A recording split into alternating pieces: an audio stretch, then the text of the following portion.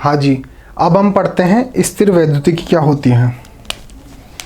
तो अब टॉपिक है स्थिर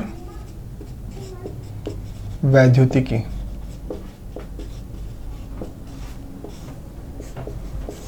देखिए, स्थिर वैद्युतिकी अगर सीधा सा अर्थ देखें तो ये है नियत नहीं कह सकते इसको, क्योंकि नियत का मतलब होता है एक समान, तो समान वेग से भी गतिशील हो सकता है, तो इसको बोलते हैं स्थिर, यानी कि बिना गति के, शून्य गति। और वैद्युतिक का मतलब हो गया आवेश। तो स्थिर कोई है आवेश। तो इसको थोड़ा सा डिटेल में देखने के लिए पहले हम एक कॉन्सेप्ट देख लेते हैं, ताकि ये आपको नाम से ही बाद में पता चल जाएगा। देखिए, जो आवेश होता है वो तीन अवस्था में हो सकता है। एक तो हो सकता है स्थिर, एक हो सकता है समान वेग से गतिशील, और एक हो सकता है त्वरित वेग से गतिशील। ठीक है। तो अगर कोई आवेश स्थिर अवस्था में है,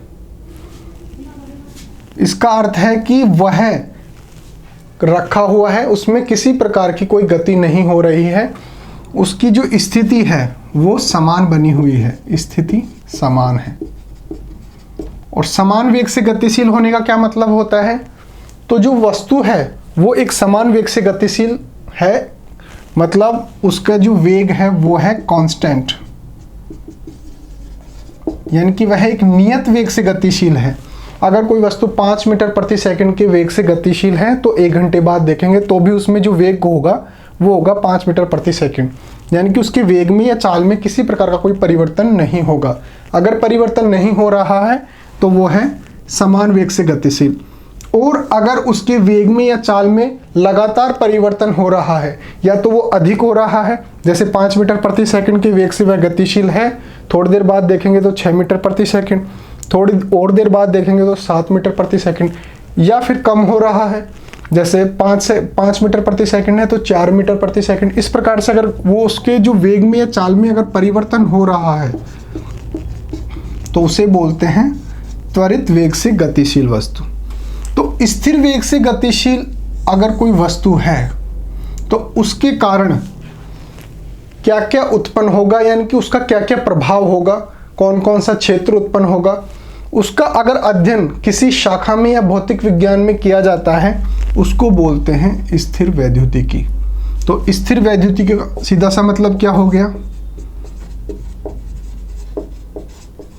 इसकी अगर परिभाषा देखें तो परिभाषा हम लिख सकते हैं स्थिर अवस्था में उपस्थित आवेश के कारण उत्पन्न प्रभावों का अध्ययन भौतिक विज्ञान के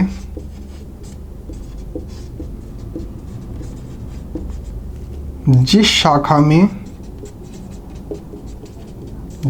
में किया जाता है उस शाखा को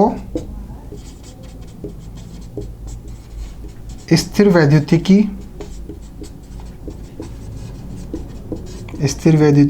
कहते हैं।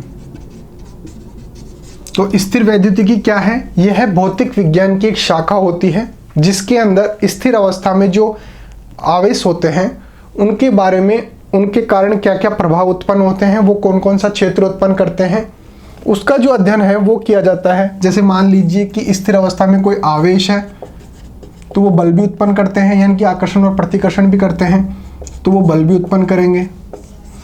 अगर वो स्थिर अवस्था में है तो वो क्षेत्र भी उत्पन्न करेंगे। क्षेत्र क्या होता है? क्षेत्र होता है 3 प्रकार के जो आवेश हमने पढ़े स्थिर अवस्था में, समान वेग से और त्वरित वेग से। जब स्थिर अवस्था में आवेश होता है तो उसके कारण विद्युत क्षेत्र उत्पन्न होता है, और अगर समान वेग से गतिशील है, कोई आवेश समान वेग से गतिशील है, तो उसके कारण विद्युत क्षेत्र तो उत्पन्न होगा ही,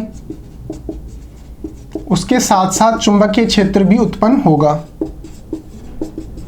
और अगर कोई आवेश त्वरित वेग से गतिशील है तो उसके कारण ये दोनों क्षेत्र तो उत्पन्न होंगे, विद्युत क्षेत्र और चुंबकीय क्षेत्र, उसके साथ साथ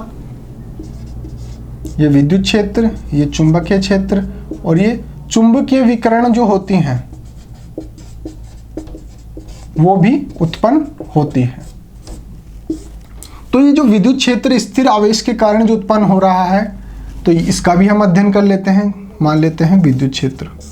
तो इस प्रकार से जो स्थिर अवस्था में आवेश है उसके कारण क्या क्या प्रभाव उत्पन्न होते हैं, क्या क्या प्रभाव उत्पन्न होते हैं, उसका जो अध्ययन होता है वो भौतिक विज्ञान के जिस शाखा में किया जाता है उसे बोलते हैं स्थिर वैद्युतिकी, और इसको इंग्लिश में बोलते हैं इलेक्ट्रोस्टैटिक।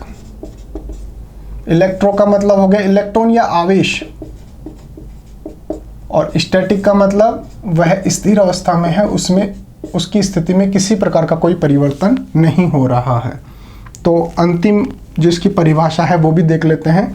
भौतिक विज्ञान की वह शाखा जिसके अंदर स्थिर अवस्था में उपस्थित आवेश के कारण उत्पन्न प्रभावों का अध्ययन किया जाता है उसे बोलते हैं स्थिर वैद्युतिकी। तो आज के लिए इतना ही रहेगा। जैसे अगर हम देखें कि जैसे हमने बात की कि जो आवेश होता है ये दो प्रकार का हो सकता है, धनात्मक और ऋणात्मक। तो ये धनात्मक और ऋणात्मक आवेश दो प्रकार का होता है, उसके बारे में किसने बताया? Benjamin Franklin. देखिए आवेश, जैसे मान लीजिए कि दो वस्तुएं हैं, एक कांच की छड़ है और एक रेशम का कपड़ा है। इन दोनों को जब आपस में रगड़ते हैं तो ये छोटी छोटी वस्तुओं को, जैसे मिट्टी के कण हो गए, छोटे छोटे कागज के टुकड़े हो गए, इनको आपस में आकर्षित करने लग जाते हैं। ये घटनाएं तो काफ़ी पहले देखी जा चुकी थी। जैसे आप कंघा ले लीजिए, अपने बालों में जब कंघी करते हैं उसके बाद अगर बालों के पास उसे ले जाते हैं तो जो बाल होते हैं वो उससे चिपकने का प्रयास करते हैं। या दूसरा आप अनुभव कर सकते हैं कि जैसे गुब्बारा होता है, गुब्बारा को फुलाने के बाद आप उसको थोड़ा सा सर से रगड़ेंगे और उसके बाद देखेंगे कि तो जो बाल हैं वो उनको खींचने का प्रयास करता है। तो ये उदाहरण देख लेते हैं। जैसे मान लीजिए कि ये कोई कांच है और ये है रेशम। इन दोनों को जब आपस में रगड़ा जाता है तो ये तो धनावेशित हो जाती है और ये हो जाता है ऋणावेशित, यानी कि इससे इलेक्ट्रॉन निकल के इसमें चले जाते हैं और इसमें इलेक्ट्रॉन की कमी होने के कारण ये धनावेशित हो जाता है और ऋणावेशित हो जाता है। तो ये घटना तो पहले ही देखी जा चुकी थी, लेकिन ये आवेश जो नामकरण है कि आवेश दो प्रकार का होता है, एक धनावेश होता है, एक ऋणावेश होता है, ये जो नामकरण है वो हमारे को दिया था बेंजामिन फ्रैंकलिन ने। तो आवेश का ज्ञान तो हमें पहले से ही था कि ऐसा कुछ है जिसके कारण वस्तुओं को आपस में रगड़ा जाता है, तो वो छोटी छोटी जो वस्तुएं हैं उनको अपनी तरफ आकर्षित करने लग जाती हैं। लेकिन ये नामकरण जो है ये दिया था बेंजामिन फ्रैंकलिन ने दिया था कि आवेश, बेंजामिन फ्रैंकलिन ने क्या कहा कि आवेश दो प्रकार का होता है, एक धनावेश होता है, एक ऋणावेश होता है। फिर आगे तो फिर धीरे धीरे जैसे जैसे डेवलपमेंट हुए तो उन्होंने काफ़ी डिटेल दी कि धनावेश और धनावेश के मध्य, यानी कि समान प्रकृति के जो आवेश होते हैं उनके मध्य पाया जाता है प्रतिकर्षण का बल, और अगर जैसे विपरीत प्रकृति के हैं तो उनमें पाया जाएगा आकर्षण का बल। वो तो धीरे धीरे जैसे जैसे डेवलपमेंट होते गए वैसे वैसे इसके बारे में और भी डिटेल आती गई। तो आज का हमारा जो टॉपिक था वो था स्थिर वैद्युतिकी। स्थिर वैद्युतिकी क्या है? यह भौतिक विज्ञान की एक ब्रांच है, एक शाखा है जिसके अंदर स्थिर अवस्था में कोई आवेश है तो उसके कारण क्या क्या प्रभाव उत्पन्न होते हैं, कौन कौन से बल उत्पन्न होते हैं, उनके बारे में डिटेल से अध्ययन किया जाता है। उस ब्रांच का नाम है, उस शाखा का नाम है स्थिर वैद्युतिकी।